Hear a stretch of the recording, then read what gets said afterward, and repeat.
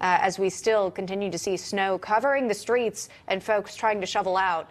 With more on that, we're joined now by Lauren Fix, the founder of Car Coach Reports, Newsmax contributor and Buffalo resident. So, Lauren, welcome. Thanks for coming on. Just your top line thoughts as you were listening into that press conference with us. All right, I'll be honest. I know Sheriff Garcia. I know Kathy Hochul and everyone else. They're not friends. I've met them many times, and I'm going to tell you, they had no plan. I've been there since '75 in the Buffalo area. I'm originally from Detroit, but I've lived in Buffalo ever since. And I will tell you, I was there for a blizzard of '77, '85, and we've had 2 blizzards this year. They were completely unprepared. They did not have a plan. And I will tell you, I went out for the Weather Channel because I report for them as well. And I will tell you, the roads weren't as bad in some areas, and they were in others. The hard part is, one, people didn't listen. But I will tell you this, it is a city of good neighbors. People in Buffalo will do anything for their neighbor. We were calling each other. We all helped each other. That's normal for Buffalo. People are really good people in the Buffalo area. But the plan from the county and from the state was completely none. I mean, bringing in a few National Guards from Oneonta is absurd when we have a full National Guard in Niagara Falls, which they never even deployed till the Sunday after the storm hit.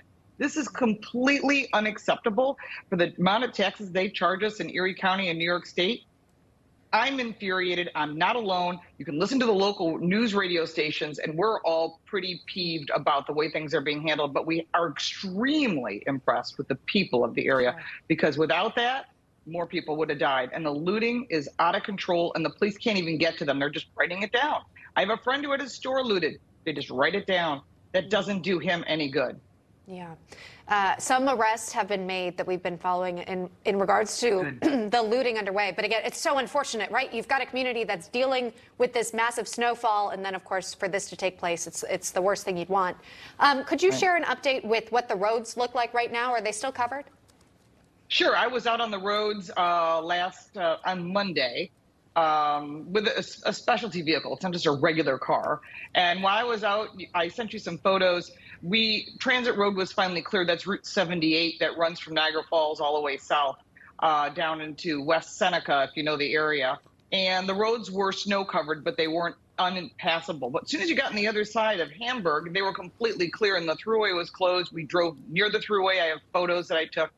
And you can see the roads were cleared. They just opened the thruway. But the airport not being open is unbelievable. Even from the blizzard of '77, they have skip loaders. They have everything they need. Why it's closed, I have no idea. But today it's going to be 40 degrees. Things are going to start melting. Tomorrow it's going to be 54 degrees. So they're just going to wait for the snow to melt. That is not acceptable. If you've got the equipment, they need to have a plan. This is not the first snowstorm in Buffalo. And believe me, I'm not the only one saying this.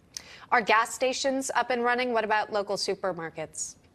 Local gas stations, a few were open during the storm, and right at the end, I filled up my tank as well. As far as little bodegas and little stores, a lot of people that own private stores are open. Even during the storm on Monday, I was down in Hamburg to meet the crew, and they were saying, yeah, believe it or not, this lady was there at a little local store, and she was super smart because she made a lot of money. People were there selling whatever they had because some people didn't have food. They weren't prepared.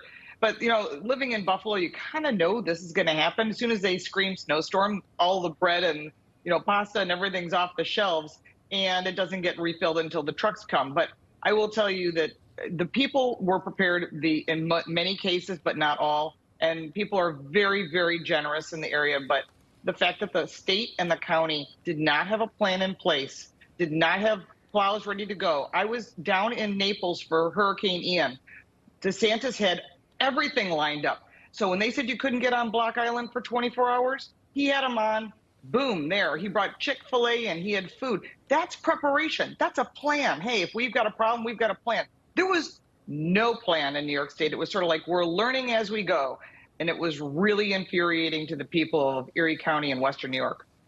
Very frustrating to hear. I understand. Again, you've got that firsthand experience as a resident speaking from Buffalo, New York. Lauren Fix, thanks for coming on and bringing us the latest, what you're seeing. Appreciate it. Happy to do it.